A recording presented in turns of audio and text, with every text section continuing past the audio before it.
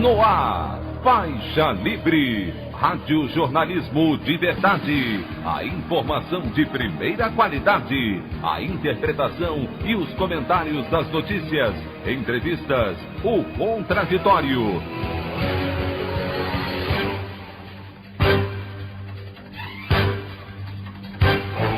Tudo para aproximar você cada vez mais da realidade do Brasil e do mundo. Apresentação: Anderson Gomes. Presidente do Superior Tribunal de Justiça, João Otávio de Noronha, concede habeas corpus a Fabrício Queiroz e sua esposa, Márcia Aguiar, para que ambos cumpram prisão domiciliar com monitoramento por tornozeleira eletrônica. Vice-presidente General Hamilton Mourão e ministros do governo realizam videoconferência com investidores estrangeiros para propor medidas de combate ao desmatamento, visando recuperar aporte de capital internacional no Brasil. O governador do Rio de Janeiro, Wilson Witzel, presta depoimento à Polícia Federal para falar sobre suspeita de corrupção em contratos emergenciais na saúde durante a pandemia. Essas e outras notícias na edição desta sexta-feira, 10 de julho do ano de 2020 do programa Faixa Livre.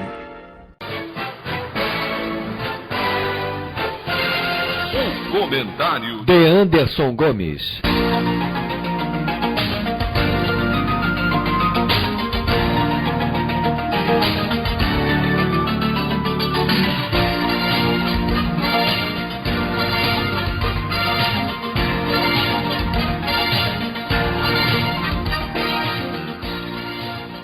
Bom dia, ouvintes.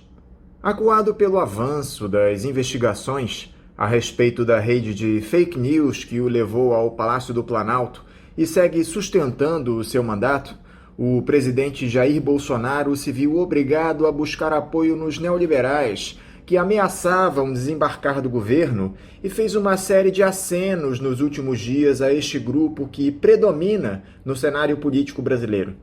A primeira sinalização foi dada pelo ministro da Economia, Paulo Guedes, no início da semana, ao avisar que o governo está preparando 4 grandes privatizações já para os próximos 90 dias.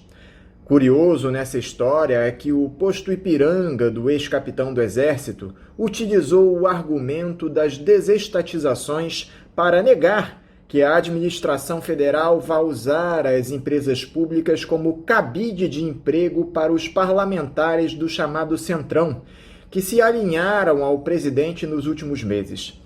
Uma falácia da pior espécie, verdade seja dita. Outro sinal ao grande capital foi dado ontem, quando o vice-presidente Hamilton Mourão e ministros realizaram uma videoconferência com investidores estrangeiros para falar a respeito da preservação do meio ambiente, pauta fundamental nos novos tempos para que haja participação do capital internacional na nossa economia. A destruição da biodiversidade, em especial o desmatamento da floresta amazônica, tem deixado o mercado internacional em alerta.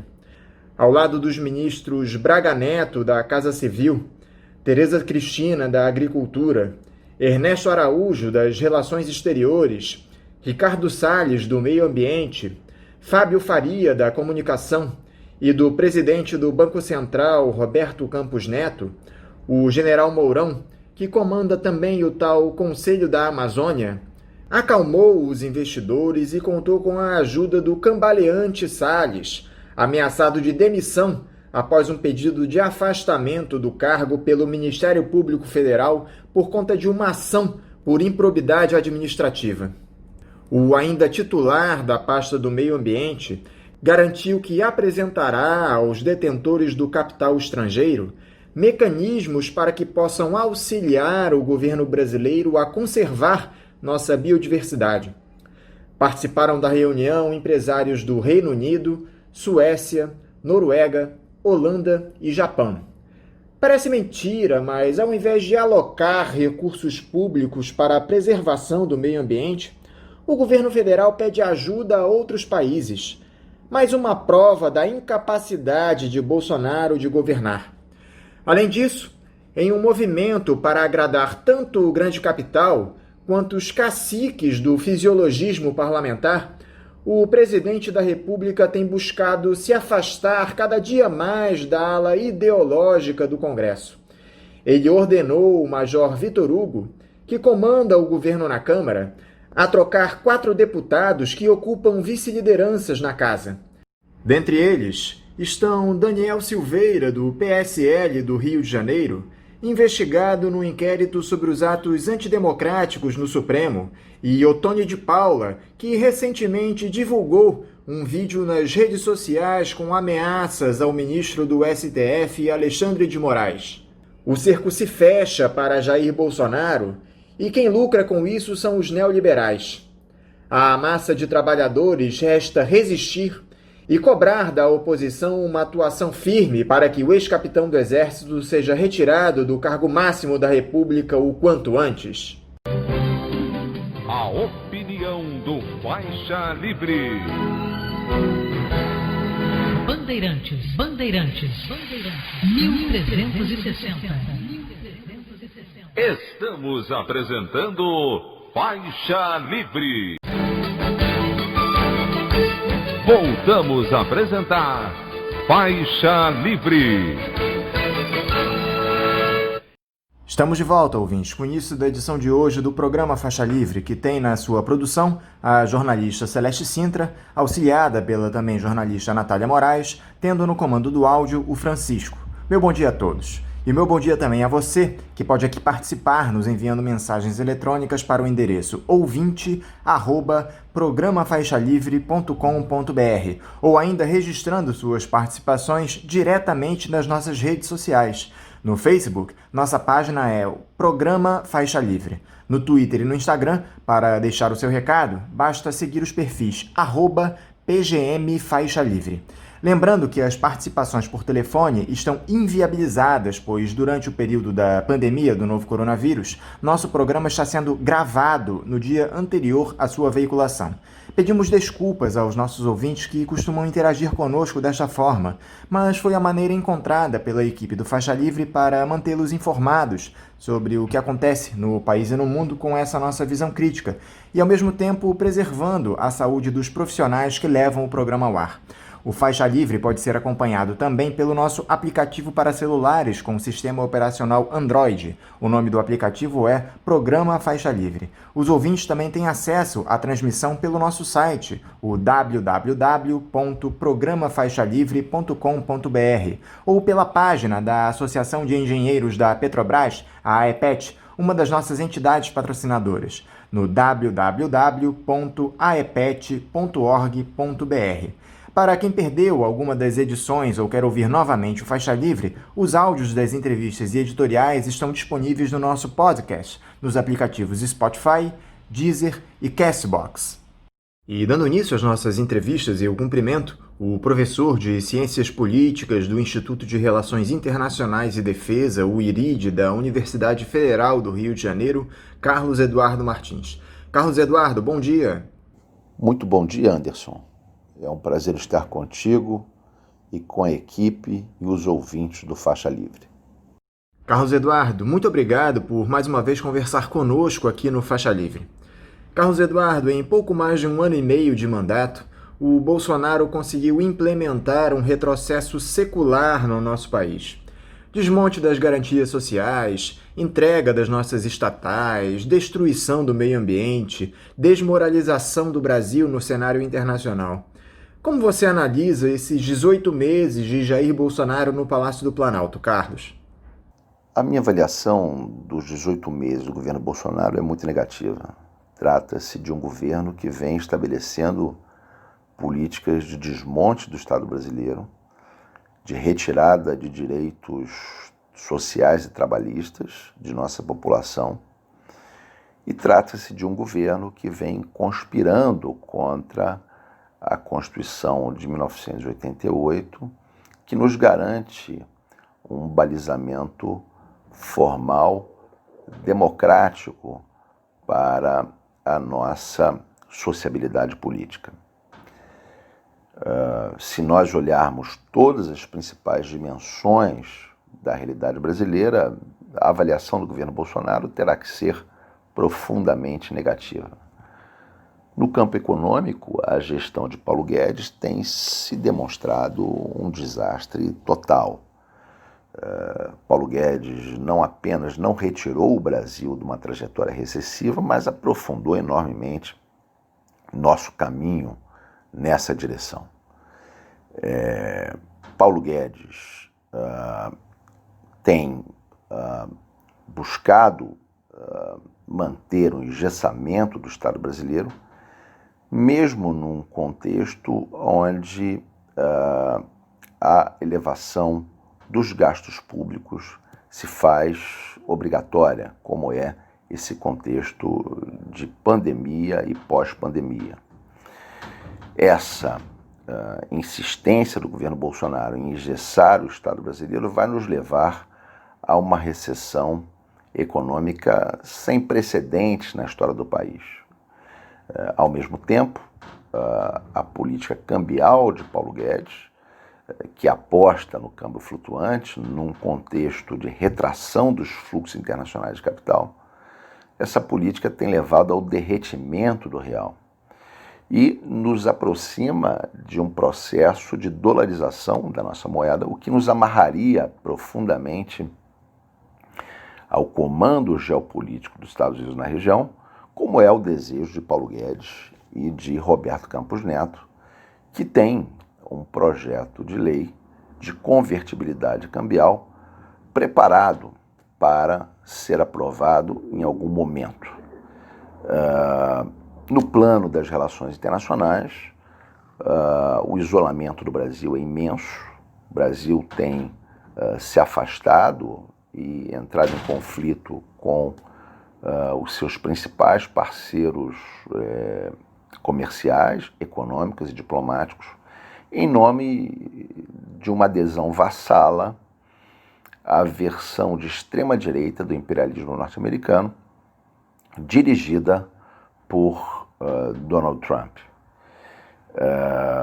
O Brasil entrou em sérios conflitos com a China, representantes do governo Bolsonaro e seus filhos se dirigiram à China de maneira profundamente respeitosa, qualificaram a Covid-19 de vírus chinês, os diplomatas chineses foram ridicularizados e o governo Bolsonaro não se desvinculou dessas iniciativas. Pelo contrário, não é? Silenciou-se sobre elas. Com a França, tivemos fortes conflitos em torno de um comportamento inaceitável e chocante de Jair Bolsonaro em relação à primeira-dama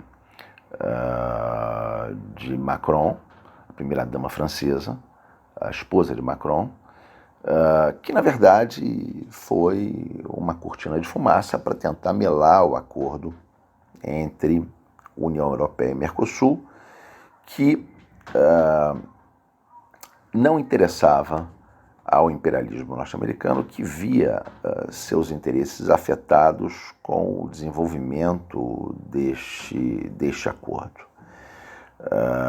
O Brasil também entrou em conflito com a Argentina, na medida em que Bolsonaro procurou se intrometer na eleição argentina, desqualificando a candidatura de Alberto Fernandes e de Cristina Kirchner como uma candidatura que traria novamente a América Latina a uma situação de pobreza e miséria, em razão de, segundo ele, representarem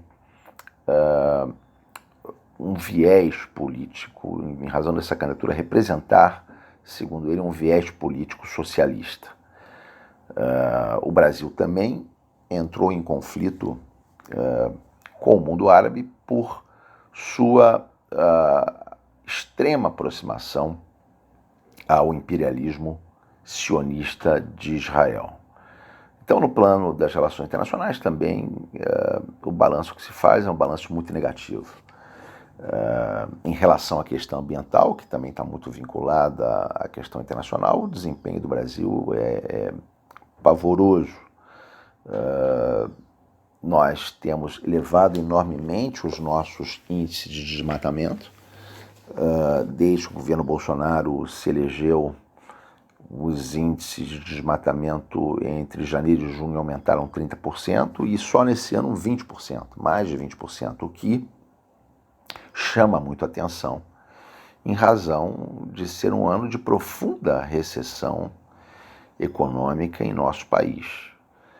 Isso tem levado a um forte questionamento da comunidade internacional sobre a atuação brasileira, na medida em que a Covid é um primeiro sinal de uma crise ambiental profunda em que nós estamos vivendo. No campo da política social, o que se tem é também um profundo desastre, um governo que não faz a política de assistência social a uma população em grande parte desempregada, uma população em grande parte na informalidade. Essa população tem tido enorme dificuldade de receber a limitada assistência governamental e a única política, não é, que o governo faz em relação à saúde é uma política negacionista, uma política de buscar retomar a normalidade econômica, naturalizando as mortes e os efeitos negativos da Covid sobre a população. O presidente, inclusive, tem se transformado num grande vendedor de cloroquina para atender aos interesses da EMS, com quem ele tem relações muito próximas através do seu principal dirigente, que frequenta as lives do Palácio do Planalto. No plano dos direitos trabalhistas, temos visto a tentativa do governo Bolsonaro de aprovar a Carteira Verde Amarela. A Carteira Verde Amarela que foi estabelecida como medida provisória inicialmente, mas que depois caiu, né? E agora Paulo Guedes tenta retomar a Carteira Verde Amarela numa versão ainda pior do que a DMP, né? Uma Carteira Verde Amarela que pagaria por hora e onde os empresários estariam desincumbidos de qualquer compromisso fiscal. O governo Bolsonaro é quem assumiria os custos fiscais do emprego sob a Carteira Verde Amarela, mesmo numa situação de pandemia, que é uma situação de queda de receitas fiscais. Então, vemos que o cenário é muito negativo. No plano também da política educacional, o cenário é tétrico. Tivemos uma gestão absurda, desastrada, criminosa de Abraham Weintraub, que saiu fugido do país, não é sob disfarce, mas fugido, com medo do processo que corre contra ele no Supremo Tribunal Federal. Uma gestão onde o ministro brigou com o setor educacional, com o setor mais importante da educação brasileira, que é o setor público, que foi todo o tempo ofendido e ameaçado pela gestão de Weintraub. Não é? A política do governo Bolsonaro em relação à ciência e tecnologia brasileira é uma política de abandono completo do setor e de profunda desqualificação dos enormes méritos que o setor de ciência e tecnologia tem no país, méritos que se revelam sobretudo no combate à Covid, quando as universidades públicas e os institutos públicos, como a Fiocruz, assumem um papel de ponta nessa missão. Então, realmente não há nada que se possa falar de positivo deste governo. Esse é um governo do desastre, é um governo de ocupação neocolonial, um governo de desmonte, é um governo de crime de lesa-pátria, é um governo de profundo ataque aos direitos sociais e políticos da população brasileira. Eu tenho visto muita gente exaltando, Carlos Eduardo, o fato de o Jair Bolsonaro ter amansado o discurso nas últimas semanas, em uma espécie de surto de sensatez, ao menos na retórica, já que nas ações e nas medidas nós tenhamos o mesmo irresponsável de sempre. O ex-capitão do Exército andou fazendo acenos ao Legislativo e ao Judiciário de que quer entendimento entre os poderes. Dá para confiar nesse Bolsonaro paz e amor que se colocou recentemente? Isso não está com uma cara muito estranha, Carlos Eduardo? Acho que isso expressa a fragilidade do governo Bolsonaro. O governo Bolsonaro blefou com um apoio que ele declarou ter entre os militares, que não é real. Não é real.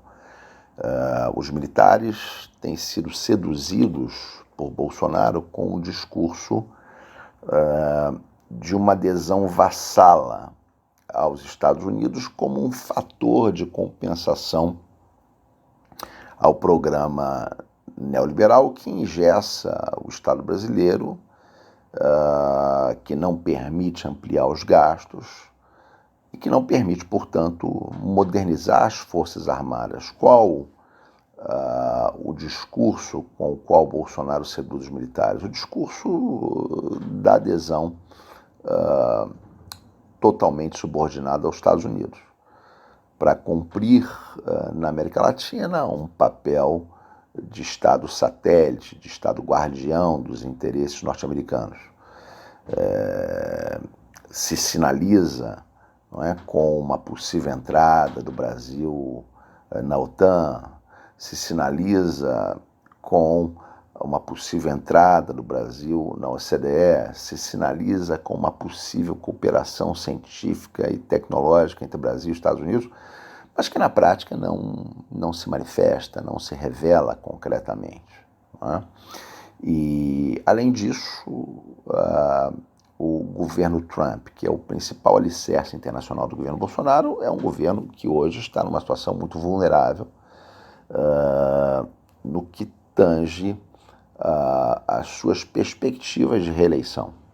Uma derrota de Trump isolaria enormemente o Bolsonaro. Além disso, o governo Bolsonaro tem sido enfrentado pelo establishment liberal internamente.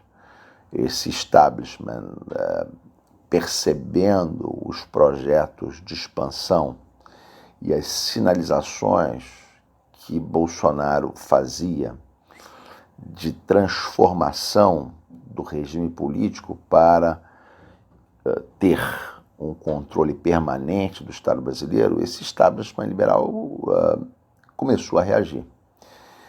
E Bolsonaro tem muitas vulnerabilidades que estão sendo exploradas pelos contatos e pelos representantes do establishment liberal no deep state brasileiro. Então, acho que esse somatório tem levado Bolsonaro a recuar, na medida em que a sua condição de blefador, não é, tem ficado mais ou menos clara no jogo político brasileiro. Claro que o que Bolsonaro quer, não é uma trégua para se reorganizar, para buscar formas de se reorganizar e expandir o seu projeto novamente. Então, Bolsonaro é um homem com uma perspectiva neofascista de mundo e, evidentemente, o seu projeto e do seu grupo é de uma instalação permanente no comando do Estado brasileiro. Se os liberais aceitarem essa trégua, eles podem cair no mesmo erro que Chamberlain caiu quando trouxe, né, o pacto assinado com Hitler de que a Tchecoslováquia não seria invadida pelo exército alemão. Né? Hitler era fraco ainda quando precisou fazer esse pacto, mas logo que se sentiu mais confiante, rompeu o pacto com Chamberlain com enorme tranquilidade. Então, os liberais brasileiros correm o risco de, em nome de tentar garantir uma certa agenda econômica, fazerem um pacto com o fascismo na esperança de que possa controlá-lo com garantias muito precárias. Né? Eu vejo como meramente ocasionais e retóricas essas manifestações de Bolsonaro, ainda que elas revelem uma fragilidade estrutural crescente dos sustentáculos e alicerces do projeto de poder de Bolsonaro e seu grupo. Há quem diga que o causador dessa postura mais branda do presidente tem nome e sobrenome: Fabrício Queiroz. A prisão do ex-assessor da família e a ameaça de uma delação, combinado ao avanço daquele inquérito das fake news no Supremo, acenderam o sinal de alerta lá no Palácio do Planalto. Aliás, como é que você observou essa prisão do Queiroz no sítio do ex-advogado dos Bolsonaro em Atibaia? Você acredita que ele tem coragem para falar o que sabe à justiça, Carlos Eduardo? Acho que a prisão de Queiroz, da maneira como foi na casa do advogado da família Bolsonaro, revela todos os vínculos e compromissos dessa família com o crime organizado. Queiroz é um integrante disciplinado da máfia. Queiroz é um integrante fiel do crime organizado. Não creio que virá de Queiroz qualquer iniciativa de delação, não é? Porque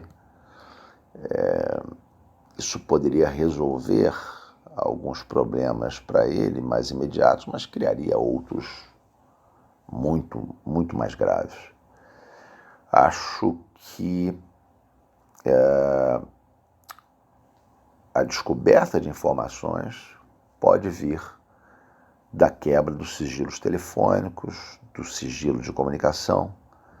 Daí sim, eu creio que poderão surgir novos fatos que nos ajudem a montar esse quebra-cabeça do grau de extensão de comprometimento da família Bolsonaro com o crime organizado, em que medida a família Bolsonaro está relacionada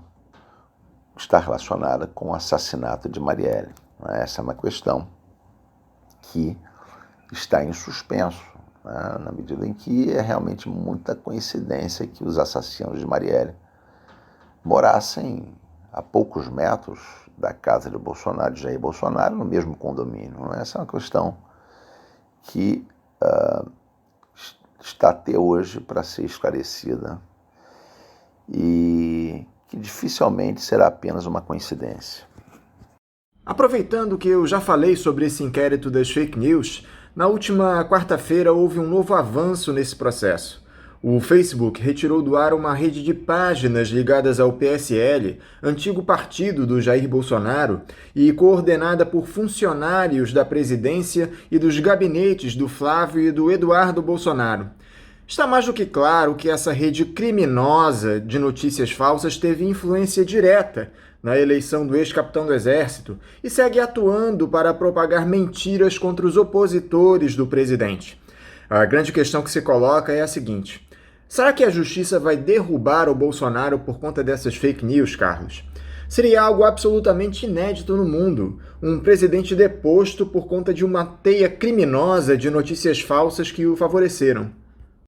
Anderson, eu acho que o desgaste que o governo Bolsonaro vem sofrendo junto ao Poder Judiciário ele é importante, mas por si só é insuficiente para fazer valer o impedimento do presidente ou a impugnação da chapa que se elegeu em 2018. Para que qualquer uma dessas duas alternativas ocorra, é necessário haver uma enorme mobilização social que sustente essas alternativas e, junto com isso, retire o parlamento brasileiro da posição de imobilismo cúmplice. Essa mobilização social ela pode vir de duas fontes. Uma fonte é a classe dominante. Se a classe dominante se convencer de que não deve mais apoiar esse governo, esse é um vetor de desestabilização do governo bastante importante. Hoje há um conflito do governo Bolsonaro, sobretudo com a Rede Globo, que é a face mais ilustrada do establishment liberal da classe dominante brasileira. Há um conflito, do governo Bolsonaro com o liberalismo político limitado, dessa nossa classe dominante, mas que existe, e que tem também suas vinculações internacionais. Então, uma forte pressão contra esse governo face às posições que ele toma em relação à questão ambiental. A derrota de Trump poderá criar um cenário internacional muito mais desfavorável a esse governo, que pode, digamos assim, ajudar a empurrar a maioria ou setores bastante expressivos da nossa classe dominante para aceitar, a tese do impeachment. E o outro vetor do impedimento é a mobilização das classes populares, a mobilização dos trabalhadores, a mobilização das mulheres, dos negros, a mobilização daqueles que são vítimas das políticas sociais desse governo. Esse é o fator de mobilização mais importante. Dificilmente a classe dominante vai tomar uma decisão própria de puxar o impeachment, ainda que certos setores, sobretudo a Globo, busque jogar elementos para impulsionar a mobilização popular e, com isso, mover as peças do tabuleiro. Eu não descarto o impeachment como uma alternativa, mas acho que, para que ele ocorra, não basta a atuação do judiciário, mas esse é um elemento importante de uma guerra de posição, de um quebra-cabeça do impeachment, que tenta se montar no Brasil nesse momento e para o qual fatores internacionais também poderão ser relevantes. O que dá para perceber, Carlos Eduardo, é que ainda que esses radicais ideológicos do bolsonarismo tenham perdido força, os neoliberais seguem firme ao lado do presidente. Não por acaso nós tivemos todas essas medidas para conter as perdas do grande capital durante a pandemia. Você acha que algum movimento do próprio Bolsonaro, da Justiça, dos parlamentares, pode fazer com que essa ala liberal do governo desembarque da gestão Bolsonaro? Porque, ainda que haja constrangimento, os interesses são convergentes. Anderson, acho que isso vai depender de dois fatores que podem estar em contradição um com o outro. Um desses fatores é a garantia de que a agenda neoliberal possa ser mantida num novo governo. O que levou os liberais a apoiarem o neofascismo foi exatamente a falta de uma alternativa política própria para impulsionar a agenda neoliberal. É preciso lembrar que todas as frações do grande capital no Brasil aderiram à emenda constitucional 95, que foi uma emenda que impôs uma recessão estrutural ao país, para impedir o desenvolvimento, para impedir a formalização do emprego, para impedir o aumento do nível de empregabilidade, que criaram as condições para que os movimentos sociais pressionassem rumo à distribuição do poder econômico e do poder político. Foi esta ameaça, representada, sobretudo, pelo crescimento dos níveis de paralisação sindical, foi essa ameaça representada pelas explosões de 2013 que ameaçaram a nossa classe dominante e que a impulsionaram rumo ao golpe de Estado. Então, esse é um vetor. O outro vetor é o de que esta classe dominante, ou setores dessa classe dominante, mesmo não tendo a garantia de que a agenda neoliberal vai ser substancialmente preservada no novo governo, se protejam contra a expansão destrutiva do governo Bolsonaro. O governo Bolsonaro é um governo de ascensão de setores da classe média ou da baixa burguesia a uma posição dominante no país. A ascensão essa que eles não conseguiriam pela via do mercado, apenas conseguem pela via da política, pela via do exercício do monopólio do Estado. Então, o medo, não é, de que neste projeto de redefinição das elites de poder, certas frações do establishment liberal sejam destruídas, esse medo pode levar a que setores da classe dominante abracem uma alternativa que não dê prioridade a uma agenda neoliberal, mas que garanta a sua sobrevivência diante de uma ofensiva do governo Bolsonaro que está impulsionando enormemente a centralização e concentração de capitais no país e que está ameaçando setores de ponta do establishment liberal, como o representado pela Rede Globo.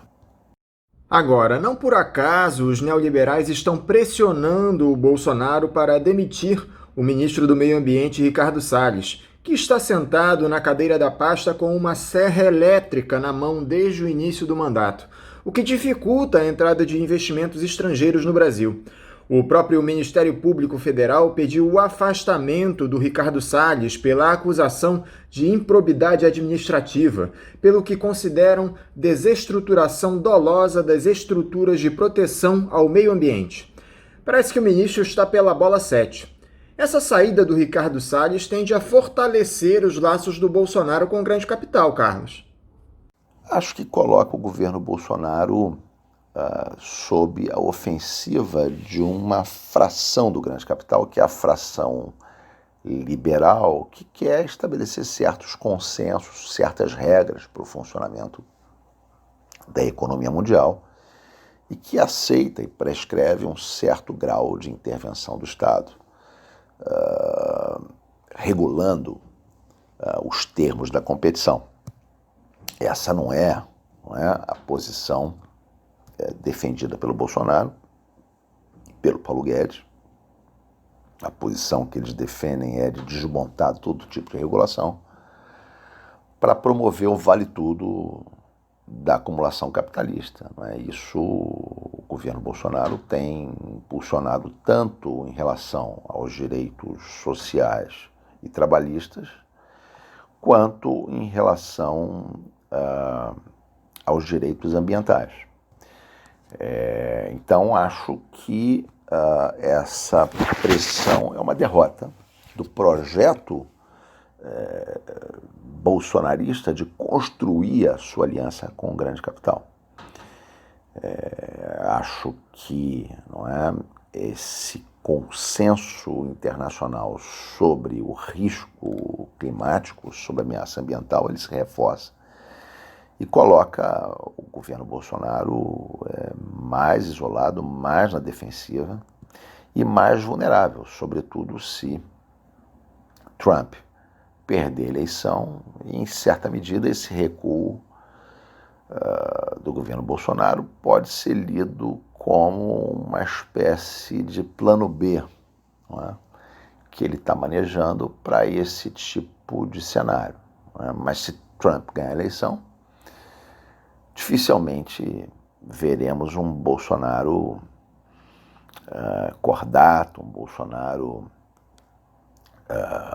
que aposta na trégua, um Bolsonaro de uma possível reeleição do Trump, provavelmente deverá ser um Bolsonaro que retome a ofensiva, se ele continuar presidente até a data da nova eleição nos Estados Unidos. E essa história da infecção do Bolsonaro pelo coronavírus, Carlos Eduardo? Eu, sinceramente, não estou dando o menor crédito para o resultado desse suposto exame. O Bolsonaro é um mentiroso quanto mais. Inclusive, ele tirou a máscara de proteção quando anunciou aos jornalistas que foi acometido pela Covid-19. Essa história está muito mal contada, você não acha? Pois é, Anderson. Muito intrigante essa situação, porque o presidente, nas vezes anteriores, usou o nome de fantasia para fazer seus exames de Covid. E por que dessa vez ele teria usado o próprio nome? É curioso que isso se dá justamente num contexto onde ele submerge no noticiário por adotar essa posição low profile em função das pressões externas e internas que vem sofrendo. Bolsonaro, tudo indica, maneja um esquema de atuação que está fora, digamos assim, do radar mental da grande maioria da população. A enorme maioria da população organiza a sua atividade e a sua compreensão do mundo dentro dos parâmetros daquilo que é legal e legítimo, e Bolsonaro age fora desses parâmetros e usa esse recurso para surpreender e manipular a população. Então, tudo parece realmente como um artifício para venda de cloroquina. Essa hipótese reforça muito pelo fato de que Carlos Sanches, o principal executivo da EMS, que é a produtora nacional de cloroquina, ele tem frequentado as lives do presidente Jair Bolsonaro. Ele goza da intimidade e de acesso a Jair Bolsonaro. Então, será que o presidente da República está usando o seu cargo para ser um garoto propaganda da cloroquina? Será que ele estará retirando benefícios econômicos disso? Essa hipótese se reforça muito quando nós vemos os vídeos que o presidente gravou no seu espaço de trabalho. São vídeos onde ele parece estar vendendo um produto. Se o que Bolsonaro apresentasse fosse uma pasta de dente, um sabonete, um perfume, aquilo caberia perfeitamente dentro da estética apresentada pelo vídeo. No vídeo ele se apresenta seguindo um roteiro de um ator que está vendendo um produto. Então, tudo isso realmente reforça a hipótese de que nós estamos diante de uma farsa. de uma farsa. Não é? Uma farsa para retomar o protagonismo de Jair Bolsonaro na mídia, num contexto onde ele tem que operar, não é? Segundo certos limites colocados pelos liberais, e, ao mesmo tempo, aonde ele opera para impulsionar uma empresa de fabricação de cloroquina, para quem o governo Bolsonaro comprou enormes volumes de matéria-prima. Há uma notícia em junho que o governo brasileiro planejava gastar 30 milhões com a compra de 10 toneladas de componentes para a fabricação de cloroquina. Então, o governo brasileiro vem atuando nesse sentido de abastecer essa empresa de insumos para a fabricação de cloroquina com o objetivo de auferir lucros. Né? E eu coloco a questão, né? O presidente terá participação na distribuição dos lucros com a venda de cloroquina? Só que à esteira de tudo isso, a boiada segue passando. Na quarta-feira, o presidente vetou uma série de dispositivos da lei aprovada pelo Congresso que exige medidas do Executivo na proteção dos povos indígenas e dos quilombolas por conta da pandemia. O ministro do Supremo, Luiz Roberto Barroso, teve de intervir para que o governo adote tais ações. Essa falta de comprometimento do governo federal com os povos originários, Carlos Eduardo, tem efeitos não apenas internos, mas que vão muito além das nossas fronteiras. A política de Jair Bolsonaro para os povos indígenas é uma política de extermínio, uma política de genocídio. Essa política se revela no apoio às atividades ilegais dos garimpeiros, dos madeireiros, no apoio à expansão da fronteira agrícola sobre os territórios indígenas e da mineração, se manifesta no desmonte da fiscalização do poder público contra essas atividades ilegais e agora se manifesta no veto ao projeto aprovado pelo Congresso que garante a assistência aos povos indígenas por parte do poder público, né? No veto a garantia de acesso à água potável, no veto a garantia de acesso a recursos médicos e hospitalares, sob o argumento de que não haveria espaço no orçamento. É um argumento tão mesquinho, tão bizarro, né, que realmente nos choca, nos envergonha profundamente de termos o nosso país, nesse momento, liderados por esse tipo de representante. Né? A população indígena é tão diminuta em relação à população brasileira, ela foi tão atingida pelo processo de construção do Estado brasileiro, tão exterminada, que os recursos necessários para prover esse acesso são muito limitados. Não é preciso ter grandes volumes de orçamento para garantir esses insumos básicos à população indígena brasileira. Então isso nos deixa realmente numa posição internacional muito ruim, muito ruim. Bolsonaro trata as populações indígenas como um Yankee na América do Norte que avançava na corrida para o oeste para tomar os territórios indígenas. Né? Então, ele lidera no Brasil uma política de ocupação e extermínio dos povos indígenas, que ele vê, né? O Bolsonaro vê esses povos como um obstáculo para a atividade de mineração e de agropecuária na Amazônia e nos espaços em que essa população está assentada. Então, esse é uma das dimensões mais brutais do governo Bolsonaro, a maneira como este governo vem tratando os povos originários do Brasil. Quem de alguma forma se movimentou recentemente foram as centrais sindicais, Carlos Eduardo.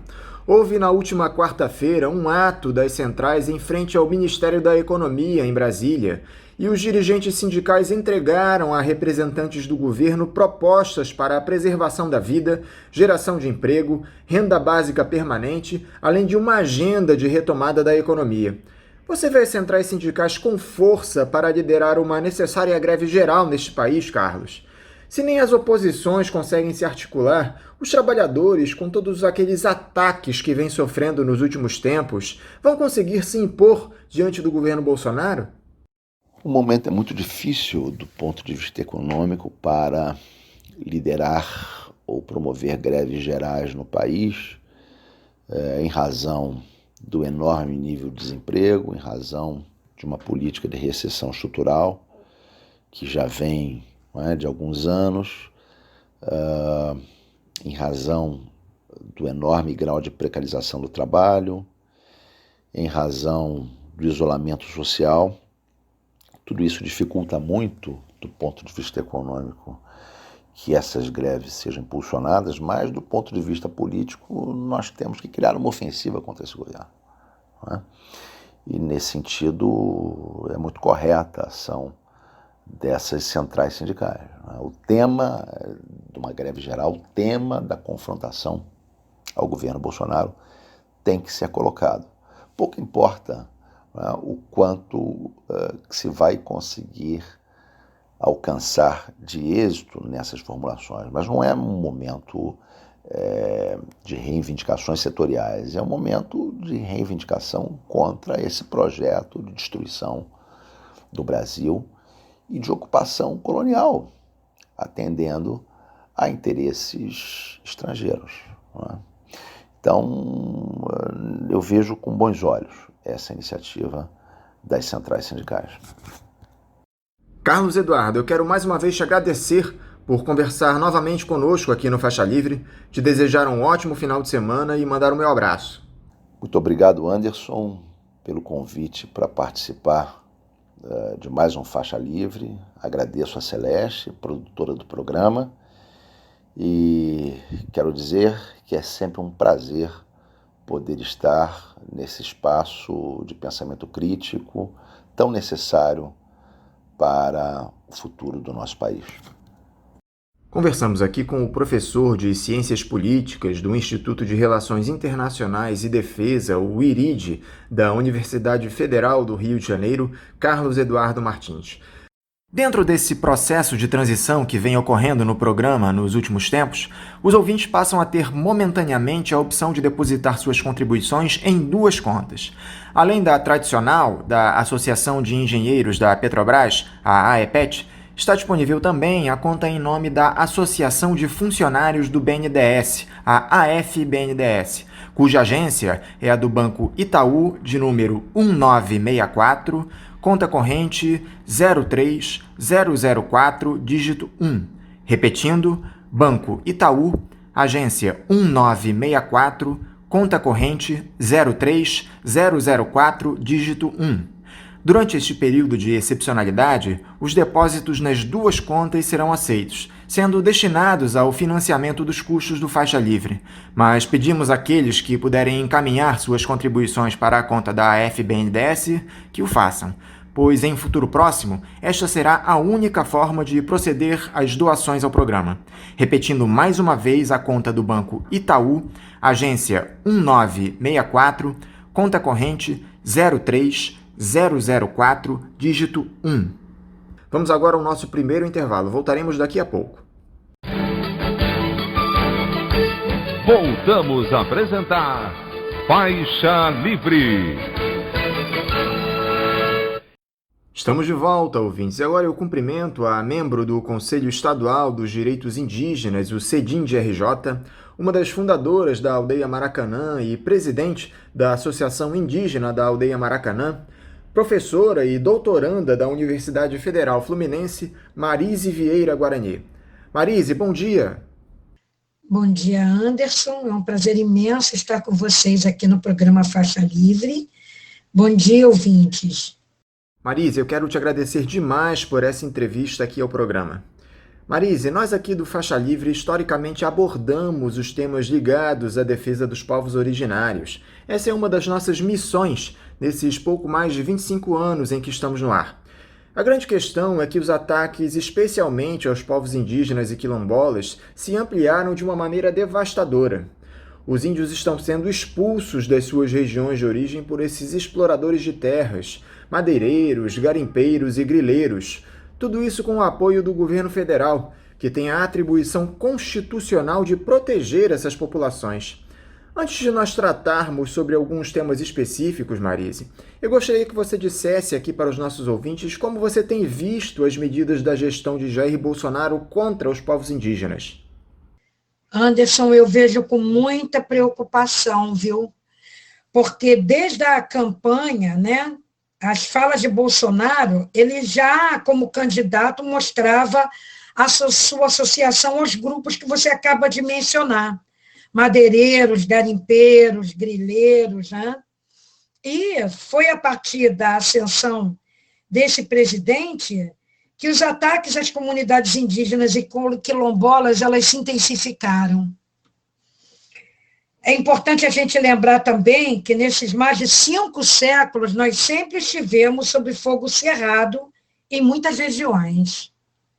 Na ditadura militar, no período de 1974 a 1983, as megaconstruções, né, as grandes obras na Amazônia, serviram muitas vezes de pretexto para o genocídio indígena. Quase dizimou, por exemplo, o Aimiri-Atruari, que na época que iniciou-se a construção das autoestradas, eles eram 3.000 indígenas, e em pouco tempo eles eram apenas 305. O relatório Figueiredo, por exemplo, tem 10.000 páginas que contam diversas histórias, né, de extermínio do nosso povo. Quando nós sofremos a primeira invasão, em 1500, nós éramos 1.400 povos. Hoje, nós somos 305. E isso já demonstra o grau de ataque que nós sofremos. Agora, desde 2019, a gente está numa guerra e a gente vê com muita preocupação o extermínio, por exemplo, da natureza. Você sabe que os povos indígenas, eles têm uma relação com a natureza de unidade. Nós não somos ninguém sem ela. E a gente tem visto o desaparecimento da mata, por exemplo, por conta dos madeireiros, por conta dos agricultores das monoculturas e por conta também dos pecuaristas. São ignorantes, viu? Porque eles não sabem o que eles estão fazendo com o futuro da humanidade na Terra. Os rios estão sendo envenenados por mercúrio dos garimpos ilegais, e a especulação imobiliária, nossa, destruindo matas para condomínios de luxo, para resorts, em áreas, por exemplo, como o Alter do Chão. Mas se você quiser levar esse tipo de filosofia predatória que nós temos vivido no Brasil, né, nos últimos tempos, a gente, por exemplo, pode trazer para o Rio de Janeiro a destruição do pouco que resta da Mata Atlântica, com especulação imobiliária na Zona Oeste, com especulação imobiliária em muitas áreas que são consideradas áreas de preservação ambiental e que hoje o governo fecha os olhos para o que está acontecendo. Isso em todos os lugares do Brasil. E quando a gente teve acesso àquela reunião, né, que aconteceu com todos os ministérios e o governo Bolsonaro, o próprio Ricardo Salles, que é ministro do Meio Ambiente, colocou que eles deveriam aproveitar a pandemia para passar a boiada. Ora, que tipo de governo é esse que não se preocupa com a nossa mata, que é a garantia de chuva, que é a garantia de água nesse país. Aliás, em qualquer país. Né? Então, é muita ignorância, e essa ignorância, ela tem um preço que nós vamos pagar como população brasileira se nós não dermos um basta em toda essa relação predatória que vem acontecendo no nosso país. Como uma estudiosa nesse tema, Marise, o desmonte promovido pelo governo Bolsonaro da FUNAI, do IBAMA, do ICMBio, órgãos que historicamente defenderam os direitos das populações nativas e do próprio meio ambiente, faz parte desse projeto de entrega do Estado brasileiro aos interesses do grande capital, você não acha? Claro que sim, Anderson. E primeiro, para a gente começar a visualizar todo esse interesse de entrega do Brasil ao grande capital estrangeiro, primeiro é a gente lembrar toda a desigualdade social que hoje a gente tem no Brasil. Hoje nós estamos empatados com a África do Sul. E esses ataques eles já acontecem desde 2017 com o governo do Michel Temer. Venda de terras a estrangeiros, continuidade da venda de nossas estatais, que dão lucros, né, e eles dizem que dão prejuízos, fatiamento da Petrobras, a venda da Eletrobras, Correios, Banco do Brasil, Caixa Econômica, Casa da Moeda, Embrapa, a nacionalização da SEDAI para depois ser vendida. E, olha, a gente tem que lembrar o que tem sido a política de entrega do nosso pré-sal. E a entrega da base de Alcântara, gente. Isso é, assim, absurdo. Tudo isso, né, também com o projeto do seu Paulo Guedes, que é de redução de direitos trabalhistas, né? A redução de programas de assistência social, a reforma da Previdência, a retirada de recursos, mais recursos da educação. E esse, antes de mais nada, sim, um governo subordinado aos interesses do capital internacional. E é claro que os povos indígenas, né, na contramão da história, com 12,2% dos territórios do território nacional, dividido em 462 terras indígenas, é um entrave às elites predatórias que não aceitam que se tire nem 1% dos seus interesses. Ora, o que é 12% de terras que são as mais bem preservadas do planeta? Sinceramente, eu não consigo entender isso. O que é possível fazer, Marise, para se deter a sanha desses grandes latifundiários? Olha, primeira coisa, eu acho que é acesso à informação e buscar se elas são verdadeiras. Guerra aos fake news. Lutar por uma educação de qualidade e fortalecimento dos projetos culturais. É fundamental que a gente tenha respeito e orgulho de quem nós somos, para a gente não entregar de bandeja a nossa terra, aquilo que é nosso bem.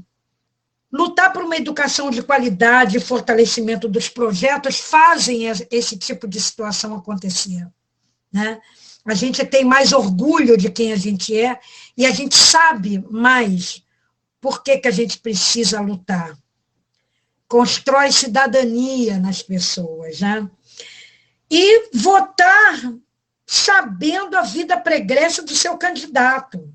E não só isso, mas acompanhar por 4 anos o que ele faz de bom ou de ruim, dentro das câmaras, dentro das prefeituras, dos governos. Buscar se organizar em seu bairro, em sua cidade, se instruir e não aceitar vender seu voto na boca de urna. os R$ 50, R$ 100 que você recebe na boca de urna, é muito caro se a gente percebe que quem financia isso são, com certeza, sempre aqueles que votam contra os nossos interesses. Eu acho que se a gente faz isso, a gente garante uma qualidade melhor do nosso bairro, da nossa cidade, do nosso país. Tratando agora de questões mais específicas, Marise, você é membro do Conselho Estadual dos Direitos Indígenas. Como anda a situação dos povos originários aqui no Rio de Janeiro? Eu gostaria que você fizesse um rápido resumo aqui para os nossos ouvintes a respeito da situação das aldeias que ainda resistem no estado. Aliás, quantas são, onde estão elas, como estão os indígenas aqui no Rio de Janeiro, Marise? Antes da gente começar a falar da situação das aldeias, eu queria te dizer que a luta para a construção do CEDIND, ela é uma luta de 10 anos, né? E é o resultado das mobilizações indígenas de base do Rio de Janeiro, né, que começaram na aldeia Maracanã. Esse foi o elemento-chave para a construção desse conselho. Ele foi inaugurado no dia 17 de maio de 2018, ele é bem novinho ainda, e a nossa missão é garantir a visibilidade e o bem-estar dos povos indígenas no Rio de Janeiro, tanto das aldeias quanto do contexto urbano. E como é que a gente pensou em construir isso? Fortalecendo as redes entre os aldeados e o contexto urbano para a defesa dos nossos direitos, para a visibilidade também da população indígena no contexto urbano, porque todo mundo acha que não existe índio na cidade, né? Que a gente nós somos aculturados, isso não é verdade. E também, quando a gente pensou em construir esse conselho, foi para a gente também elaborar políticas públicas, iniciativas governamentais em várias áreas.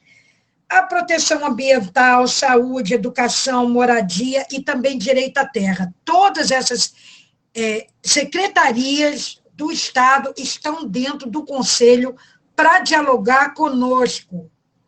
Para falar um pouco das aldeias, vou dizer para você que nós temos aldeias tanto na Costa Verde, que compreende de Angra até Paraty-Mirim, como também, até Paraty, como também 2 aldeias em Maricá. Então, vamos lá.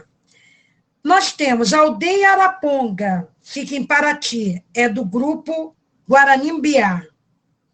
A aldeia Itatim, Paraty-Mirim, também Paraty, do povo Guarani-Mbiá. A aldeia Rio Pequeno, Paraty, do grupo Guarani Nhandeva. A aldeia Iriri, também em Paraty, mas é do povo Pataxó. A aldeia Sapucai, que é em Angra dos Reis, do povo Guarani-Mbiá, é a primeira aldeia do estado. A aldeia Ararovi, que fica em Itaipuaçu, em Maricá, do povo Guarani-Mbiá, e a aldeia Caguioviporã, Mata Verde Bonita, que fica em São José de Embaçaí, Maricá, também do povo Guarani-Mbiá. E a aldeia Vertical, que fica no Estácio, né, que foi quando a gente saiu da aldeia Maracanã. A situação das aldeias. Desde que o Conselho foi construído, nós temos estado sempre dentro das aldeias. Aliás, as reuniões são feitas lá. E nós temos ainda muitos problemas. Já nós temos problemas desde acesso à água potável, passando por redes de esgoto, até a situação de acesso e permanência nas escolas. As escolas indígenas, né, que são escolas diferenciadas, no município de Maricá, tem sido responsabilidade da Prefeitura de Maricá. Na Costa Verde, a responsabilidade é do governo do Estado, e nós temos muitos problemas. Para você ter uma ideia, nós temos um colégio, e colégio é algo que vai desde o ensino fundamental ao médio. Esse colégio fica dentro da aldeia de Sapucaí e só tem 3 salas. O restante das aldeias são chamadas de salas de extensão. São salas de aula que são dadas aulas para 2 séries, são multisseriadas, que é muito problemático.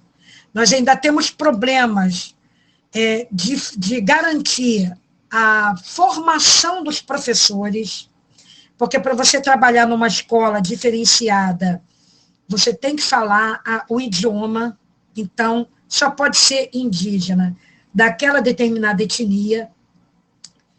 E nós temos ainda uma falta de responsabilidade muito grande do governo do Estado em garantir essa formação. Eu sei que, com o tempo, a gente vai continuar garantindo, avançando nessas lutas. O problema foi a pandemia que nos fez não poder estar nas aldeias e nem sair de nossas casas, porque a gente tem responsabilidade social. Mas eu tenho certeza que, na luta, na resistência, nós vamos conseguir garantir uma qualidade melhor para toda essa população aldeada.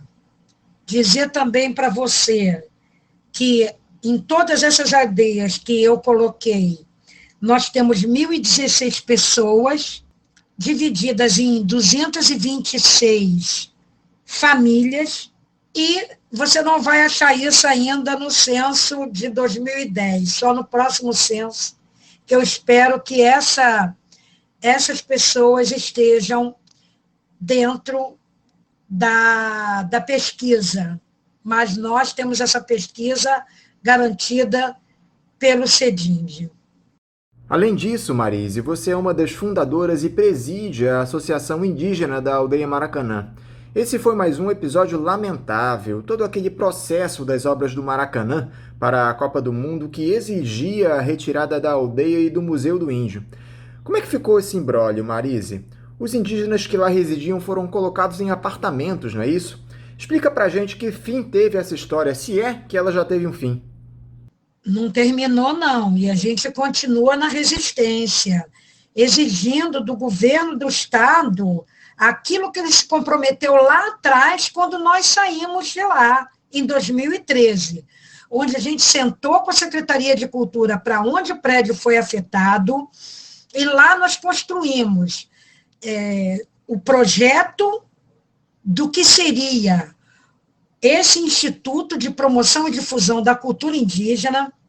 Entregamos esse projeto junto com lideranças, mais de 30 lideranças do Brasil inteiro, que vieram, na verdade, esse projeto não é um projeto só para o Rio de Janeiro, é um projeto nacional, e a gente continua lutando com relação ao restauro desse prédio, para que a população do Brasil tenha um pouco de visibilidade do que é a história e cultura dos nossos povos, que foi tão invisibilizado nos livros de história, tão invisibilizado dentro das nossas escolas.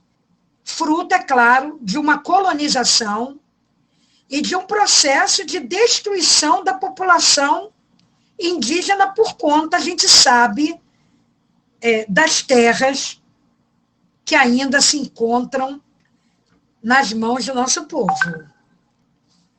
Na aldeia vertical, você tem uma parcela que foi para lá, porque não tinham aonde morar, mas a aldeia Maracanã era muito mais do que as 20 famílias que lá estão.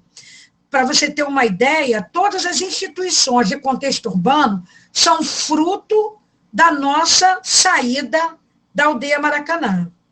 E lá dentro você tem, nas 20 famílias, Funiô, Guarani, Guajajara, Tucano, Xajeré Maué, Pataxó-Ranraim, Pataxó, Carajá, Axaninca, Puri e Tupi-Guarani.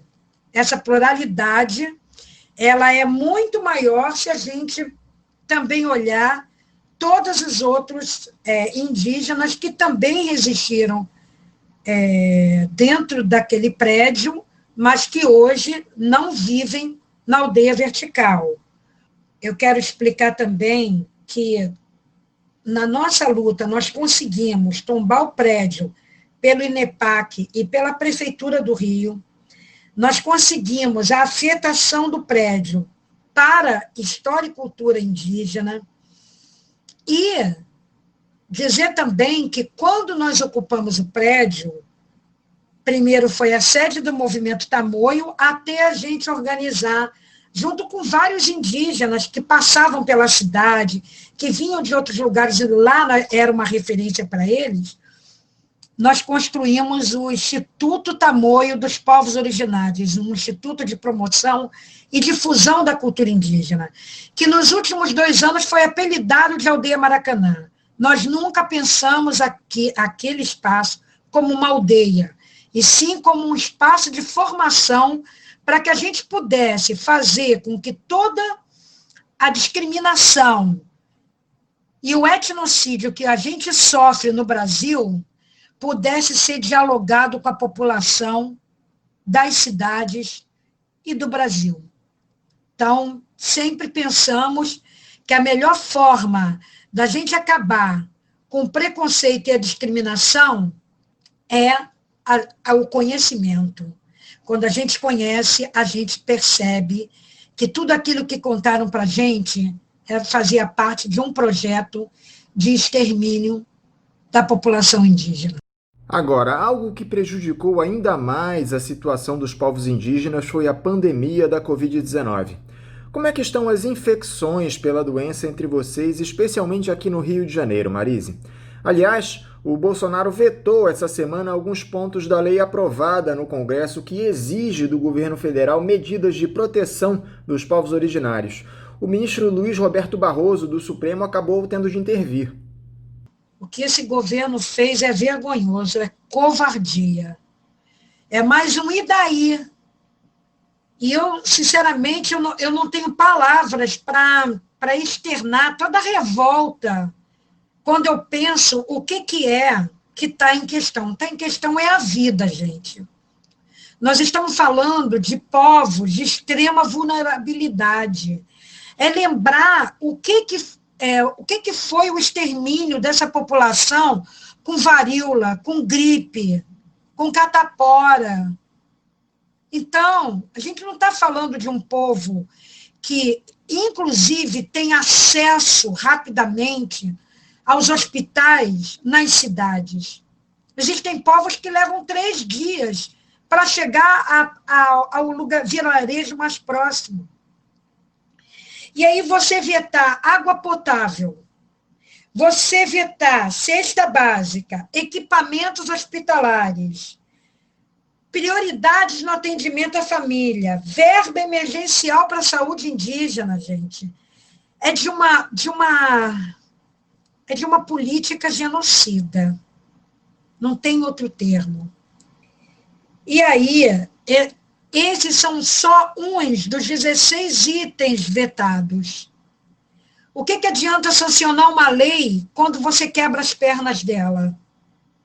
Por isso, a bancada que se uniu para juntos aprovarem essa lei, que foi da PIB, e que foi aprovada pelo Senado, eles estão tentando uma reunião o mais rápido possível para se conseguir fazer com que esses itens, né, que foram vetados voltem a serem sancionados pelas câmaras, enfim.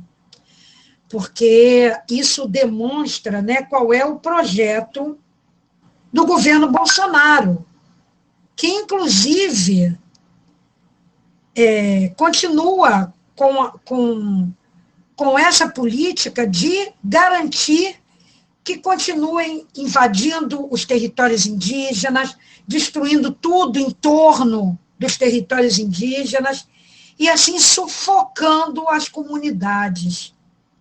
O Covid-19 veio para garantir a possibilidade deles continuarem fazendo isso sem que a gente possa estar nas ruas, sem que a gente possa se deslocar para territórios para ajudar.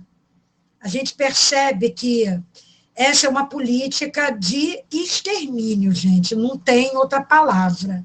E eu espero, sinceramente, que as pessoas pensem no que está acontecendo, porque são vidas, são crianças, são mulheres, são idosos, são pessoas que merecem, como qualquer um, viver, e viver com dignidade.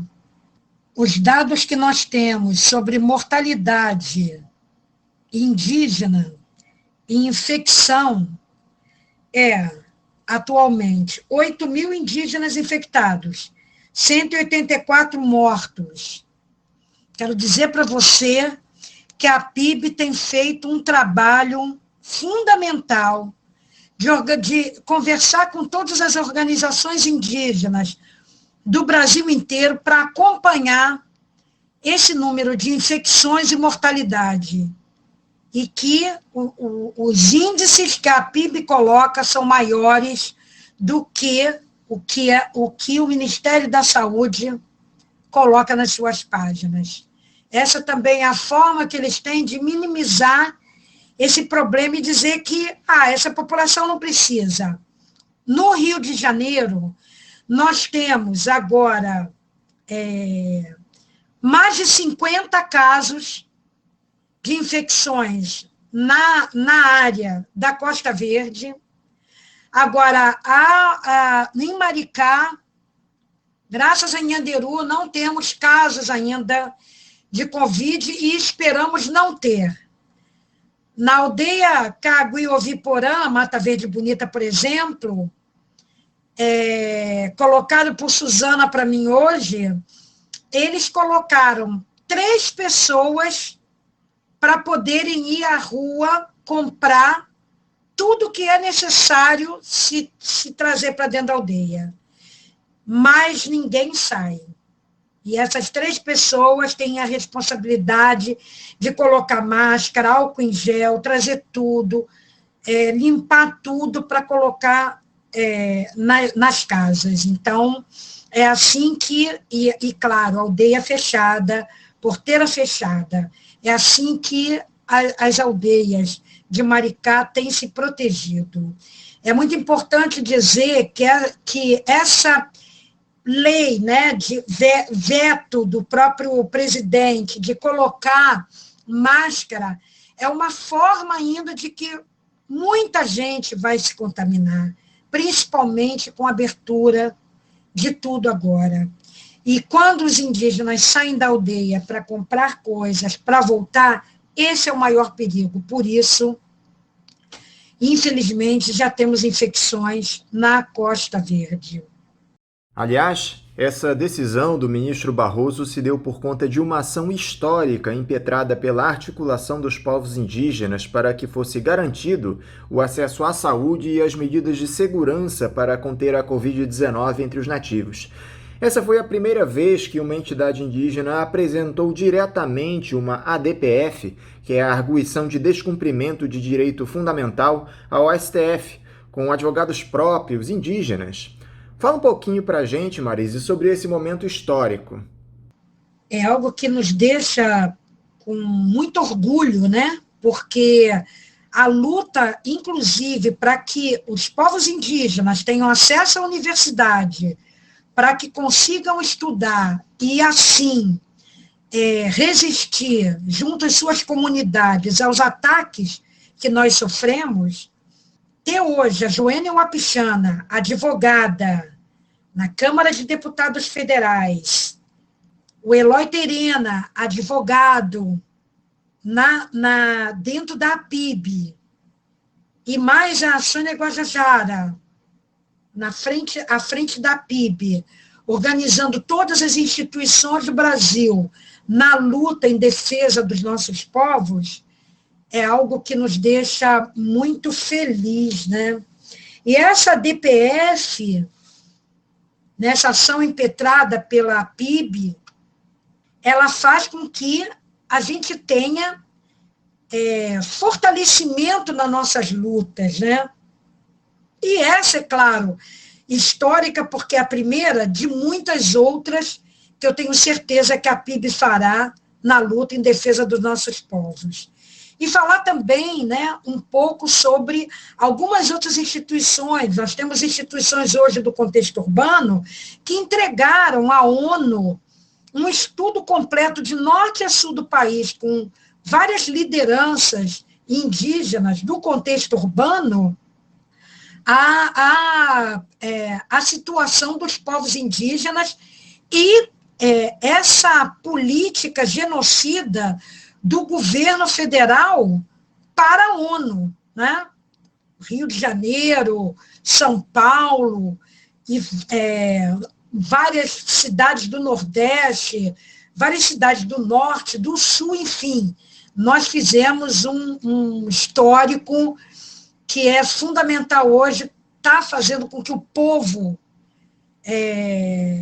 não só do Brasil, mas as comunidades internacionais saibam o que está acontecendo aqui.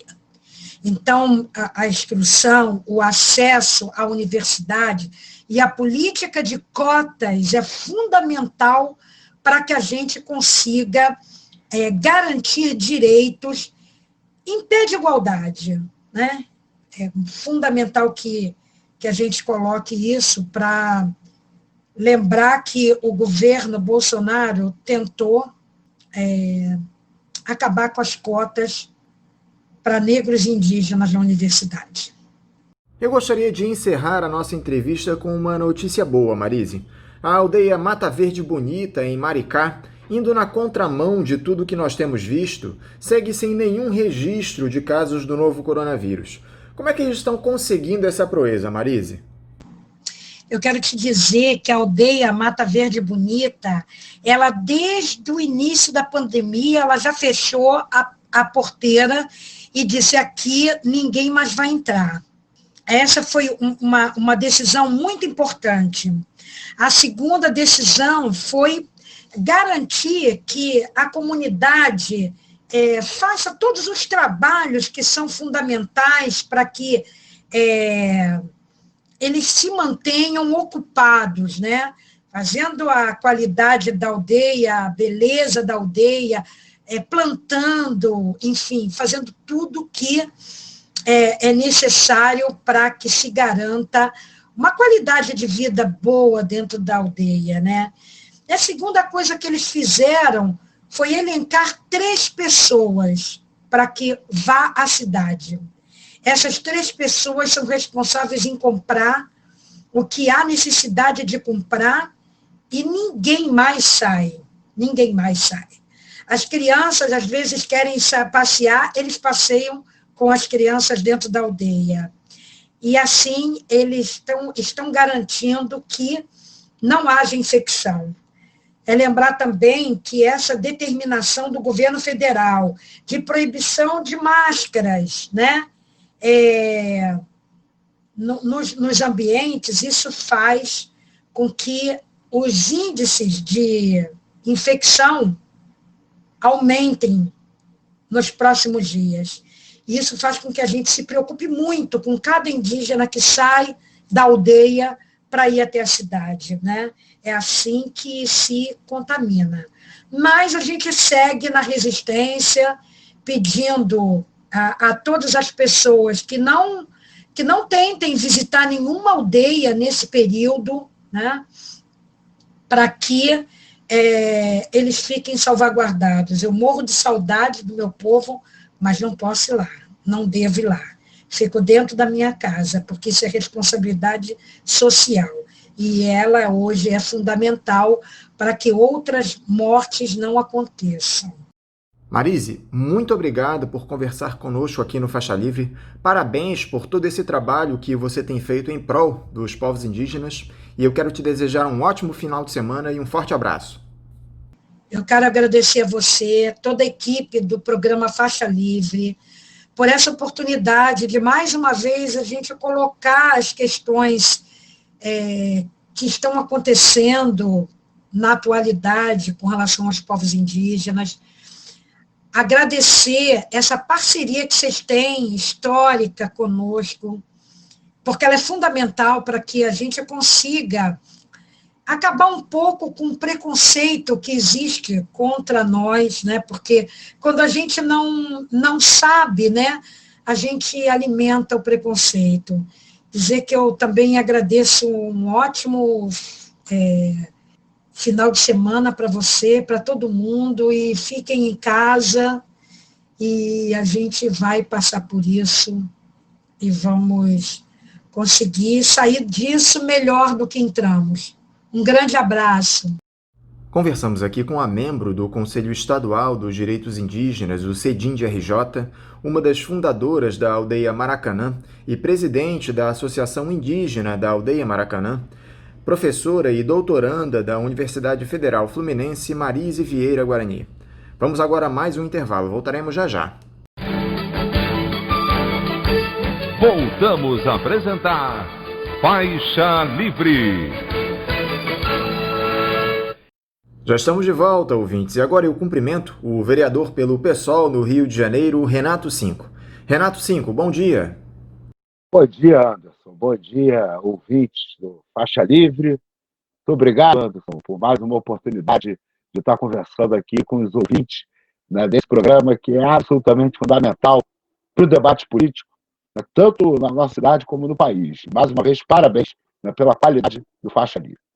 Renato, muito obrigado por novamente conversar conosco aqui no Faixa Livre. Renato, que o prefeito Marcelo Crivella está de olho na sua reeleição no final do ano faz tempo, está muito claro. A grande questão é que, na tentativa de ganhar apoio de parte do empresariado do Rio de Janeiro, ele implementou essa reabertura irresponsável das atividades econômicas na cidade, lojas, bares, restaurantes, academias, salões de beleza, com as infecções pelo coronavírus ainda em alta por aqui. Como é que você observou essa atitude criminosa do bispo licenciado da Igreja Universal? Infelizmente, né, o Crivella e o Witzel, né, capitularam totalmente a política genocida do presidente Bolsonaro, né, que desde o primeiro momento vem boicotando o isolamento social, né? Agora é importante notar que nem o Witzel nem o Crivella, em momento algum, fizeram o dever de casa direito, né? Em primeiro lugar, nenhum dos dois estabeleceu um gabinete de crise, né, convocando as instituições acadêmicas da nossa cidade e os organismos internacionais a colaborarem com a definição do que fazer, né? E aí falharam, né, em aspectos fundamentais, como, por exemplo, não garantir, né, o isolamento social, o direito ao isolamento social, seja porque não paralisaram todas as atividades não essenciais, como as indústrias, por exemplo, que não foram paralisadas, né, não garantiram renda ou acesso direto à alimentação, né, para aquelas pessoas que precisam de apoio para poder parar de trabalhar e fazer o isolamento social, e não deram nenhum passo na construção de alternativa, de locais de isolamento alternativo, né, para quem ficasse suspeito ou adoecesse e precisasse de alternativa, né, já que não poderia fazer o isolamento na própria casa, né? Então, a fase atual, né, é o pé no acelerador em direção ao desastre, né? Não fizemos o isolamento social como deveríamos fazer, estamos saindo do isolamento antes da hora. Vocês lá na Câmara dos Vereadores tomaram alguma atitude para impedir essa reabertura das atividades econômicas no município? Aliás, o que é que pode ser feito, Renato? A Câmara está com uma atuação vergonhosa, né? A Câmara não está fazendo nada para corrigir os rumos, né? Desde o início, né?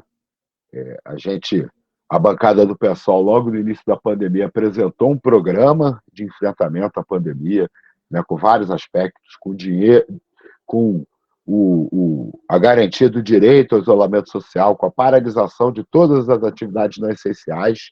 Né, o que a Câmara aprovou, né, que foi a renda básica carioca, ampliação da renda básica carioca, né, simplesmente não vai para frente, né, foi vetado pelo prefeito. Bom, a situação da Câmara é muito ruim e o Poder Judiciário também está deixando de corrigir os rumos, né, que esse era o momento, né, diante da ausência, né, do Executivo em todas as esferas, né, o Legislativo teria que agir e também está ausente em todas as esferas, né. E o Judiciário também tem sido muito tímido.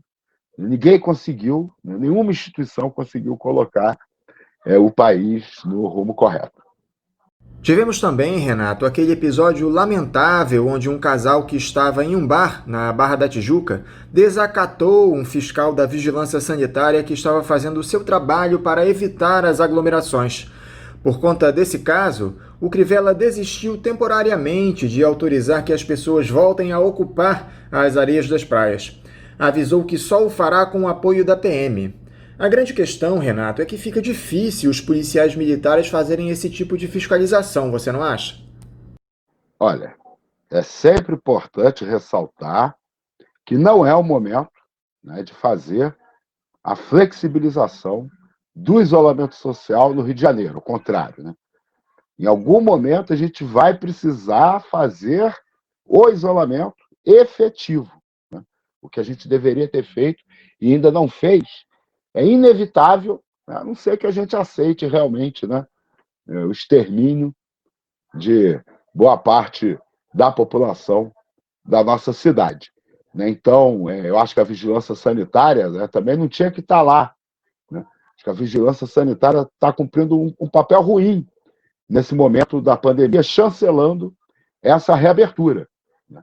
Inclusive, depois, nós vamos lutar por verdade e justiça para as vítimas evitáveis, né, da Covid-19, e as autoridades do Rio de Janeiro terão que ser avaliadas, e muitas delas provavelmente julgadas, né?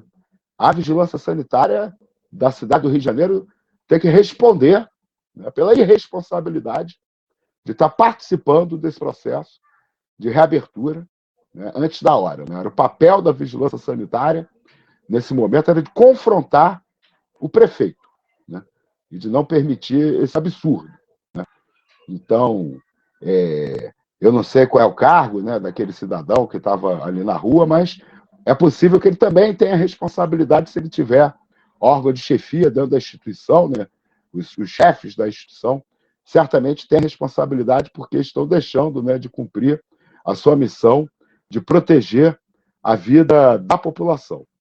Então, aquele episódio ali, ele é um absurdo, né? Mostra muito a mentalidade, né, de casa grande, né, de uma parte aí da classe média, né, brasileira, e dos ricos nem se fala, né, mas é incrível que a classe média também compartilhe, né, desse comportamento, né, de senhorzinho, né, de sinhazinha. Foi isso que aquela senhora, né, aquele casal, né, manifestou, né? Mas também a gente precisa, né, entender que como é que o Crivella espera, né, que as pessoas respeitem as regras de ouro da prefeitura, se todo mundo sabe que a prefeitura não respeita as regras de ouro da Organização Mundial de Saúde, da Fundação Oswaldo Cruz, da UFRJ, né? As pessoas sabem que, ao fazer a flexibilização, a prefeitura está desmoralizando, né, a ciência, está desrespeitando o trabalho, a pesquisa, o empenho, as décadas de estudo, né? Inclusive pesquisadores que, no caso da cidade do Rio de Janeiro, né, nós temos o privilégio, né, de armos algumas das instituições de ensino mais importantes no que respeita à questão da saúde pública, da epidemiologia. Então, quando o prefeito ignora as regras de ouro de quem realmente tem capacidade técnica, competência de estabelecer as regras de ouro, né, por que ele acha que ele vai respeitar as regras de ouro que ele tirou da cartola, né, apenas para satisfazer os interesses dos empresários mais toscos, né, que pressionam pela reabertura, porque são toscos, porque não entendem, né, que a reabertura antes da hora, inclusive, não vai ajudar a salvar os seus negócios, né? Porque quanto pior for, né, o processo, né, de enfrentamento da pandemia no Brasil e no Rio de Janeiro, maiores serão depois as consequências para a economia. O prefeito apresentou a vocês, vereadores, algum laudo desse tal comitê científico do município que ninguém conhece, permitindo a reabertura dos estabelecimentos comerciais, Renato? Há nenhum documento oficial emitido pelo tal do comitê científico, né, pelo menos que tenha sido publicado, que a gente tenha tido acesso. Né? O que saiu recentemente foi a composição do comitê, e que é uma composição de, na verdade, servidores com cargos comissionados, né? Todos eles dependem do Crivella para ter seus cargos, sem representação formal de nenhuma instituição acadêmica. Né? Então, é mais um comitê de burocratas da saúde e da prefeitura em geral, né? E de longe não é um comitê científico e não publicou nenhuma ata, nenhum documento. E como anda a situação dos hospitais municipais nessa pandemia, Renato? Vocês, vereadores, têm fiscalizado as unidades de saúde? Olha, dizem que a primeira vítima da guerra é a verdade, né? Parece que a primeira vítima da pandemia é a transparência, né? Porque quando a gente ouve as autoridades falando, né, parece que a gente realmente não precisa fazer mais nada para enfrentar essa situação, né, controlar a flexibilização da pandemia. Na verdade, a gente sabe que a ocupação dos leitos de UTI, né, diminui um pouco, né, em função do que foi feito de correto semanas atrás, né, mas que provavelmente, em função do que está sendo feito nas próximas semanas, em breve, vão voltar a ser insuficientes. Né? Nós já tivemos 1.000 pessoas na fila da UTI esperando internação para tratar da Covid-19. Imaginem que a situação da saúde do nosso município antes da pandemia a gente não sabia qual era. Né? E agora, de repente, né, durante a pandemia, a gente vê aí o prefeito se manifestando como se as coisas tivessem praticamente sido resolvidas. A gente precisa seguir cobrando, né, para que a saúde pública seja realmente prioridade, né, não só durante os períodos graves dessa pandemia, né, mas eu acho que uma das lições desse período, né, que quem salva a vida do povo é a saúde pública. A saúde pública precisa ser valorizada.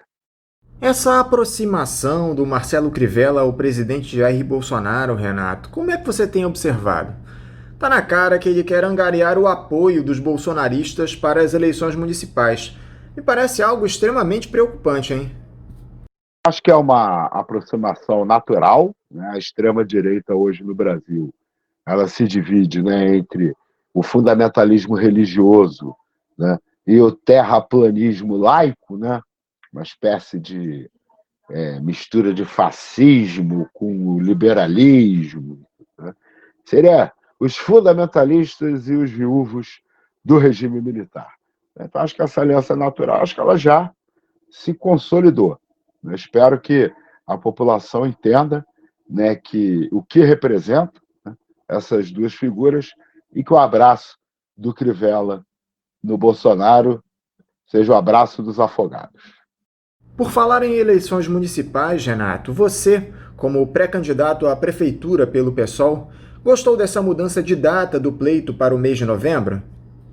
Olha, eu vou te falar, uma situação difícil, né, de concluir o que é melhor. Certamente o adiamento para o 15 de novembro foi melhor do que fazer as eleições agora em outubro. Né? Agora, aquele problema, né? A gente só vai começar a resolver a questão da pandemia no Brasil na medida em que a gente tiver um período de isolamento social forte, de verdade. Né? Como isso ainda não aconteceu, é difícil avaliar se realmente haverá condições, né, de termos eleições no dia 15 de novembro. Né? A gente vai ter que ver, né, como é que vai evoluir, né, essa situação grotesca, né, da gente estar fazendo a flexibilização do isolamento no momento que a pandemia continua a crescer. Então, além disso, né, tem uma questão importante que é o seguinte: vai ser uma campanha praticamente sem rua. Né? Isso para a renovação da política, para o crescimento daqueles que questionam o poder, é muito ruim. Né? Ainda mais quando a gente sabe que o território da internet é o território dominado pelo tal do escritório do ódio, por tantos outros sistemas de manipulação do fluxo, das postagens, dos compartilhamentos, e etc. Né? Então, mais que eu não gosto nem um pouco da ideia de prorrogar os mandatos, né, dos atuais prefeitos e vereadores, né, por conta da péssima qualidade, né, da grande maioria dos prefeitos e vereadores do país. Eu tenho medo que uma eleição agora, no 15 de novembro, acabe provocando uma relegitimação, né, em massa desses péssimos gestores, simplesmente porque a campanha foi feita de modo que a renovação não foi possível. Talvez, né, adiar para o ano que vem, ainda acabe sendo discutido, né? Vamos ter que esperar o desenvolvimento da pandemia. Ainda é possível, Renato, se pensar em uma ampla aliança da esquerda aqui no Rio de Janeiro em torno do nome de um candidato à prefeitura? Quem, de alguma forma, unificava parte dos partidos do campo progressista era o Marcelo Freixo, que acabou desistindo da disputa depois de não conseguir o apoio de legendas como o PDT e a Rede. Me parece que a única forma de nós evitarmos um segundo turno com Marcelo Crivella e Eduardo Paes é unindo os partidos ditos progressistas. Você concorda com essa análise ou ainda é muito cedo para dizer isso? Não, olha, eu discordo bastante dessa análise, né? Nós temos um problema grande aqui no Rio de Janeiro, porque uma parte considerável do campo progressista participou, né, do desastre das gestões do Eduardo Paes e do Sérgio Cabral, né? Inclusive com ações muito comprometedoras, né, como, por exemplo, a delegada Marrocha, né, que foi uma das operadoras da repressão política às manifestações de 2013, né, ou com a participação do Jorge Bittar, sendo secretário de Habitação, que promoveu as remoções em nome das Olimpíadas durante o governo Eduardo Paes, né? Então, realmente, é muito difícil, né, imaginar que a união das esquerdas fosse capaz, né, de produzir um resultado diferente do segundo turno, né, evitando a ida do Eduardo Paes contra o Marcelo Crivella para o segundo turno, em função do profundo desgaste da esquerda, né? Inclusive, algumas pesquisas demonstraram, né, que quanto menos candidato de esquerda tinha nas eleições, né, maior era a vantagem do Eduardo Paes, né? Uma das pesquisas demonstrou isso. Então, há um desgaste muito grande. Eu acho que a única maneira, né, da gente conseguir ir para o segundo turno nas eleições municipais seria o contrário, né? Seria com o Marcelo Freixo representando uma esquerda, né, que não se comprometeu, que não se envolveu com a gestão da cidade e do Estado nos últimos anos, né, uma esquerda que consiga reanimar, né, as bandeiras históricas da esquerda, que são compartilhadas por boa parte da nossa população, né, fazendo a crítica, né, do Crivella e a crítica do Eduardo Paes, né, sem medo de cair em contradição por ter participado dos governos Eduardo Paes e Crivella, né? Veja bem, se a esquerda for para as eleições, né, apenas criticando o Crivella, né, porque ela não poderia criticar o Eduardo Paes por estar comprometida com a gestão do Eduardo Paes, a maior parte do campo progressista vive essa contradição, a gente acaba tendo uma situação, né, em que a gente serve de linha auxiliar para o Eduardo Paes enfraquecer o Crivella, né? Como o Crivella, com o apoio do Bolsonaro, está praticamente colocado no segundo turno, um discurso que nos coloque na situação de linha auxiliar do Eduardo Paes é incapaz de tirar o Eduardo Paes do segundo turno. Então, para poder disputar essa segunda vaga com o Eduardo Paes, o que a gente precisava era de um candidato com a densidade eleitoral, né, do Marcelo Freixo, né, ou outras figuras com essa identidade eleitoral, mas que pudesse, né, criticar, sem medo de cair em contradição, a gestão do Eduardo Paes. Renato Cinco, muito obrigado mais uma vez por essa entrevista aqui ao Faixa Livre. Te desejo um ótimo final de semana e um abraço. Eu que te agradeço, Anderson, mais uma vez, a toda a equipe do Faixa Livre, Celeste.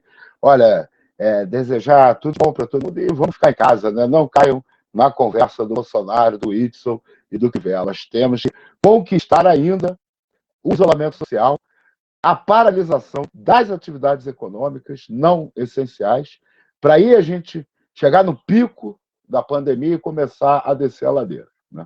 Fique em casa. Conversamos aqui com o vereador pelo PSOL, Renato Cinco. E vamos encerrando a edição de hoje do Faixa Livre, convidando a vocês para na próxima segunda-feira, a partir das 9 da manhã, o nosso horário alternativo, estarem aqui na Rádio Bandeirantes 1360 AM para mais uma edição do Faixa Livre. E desejo a todos vocês um ótimo final de semana e até segunda.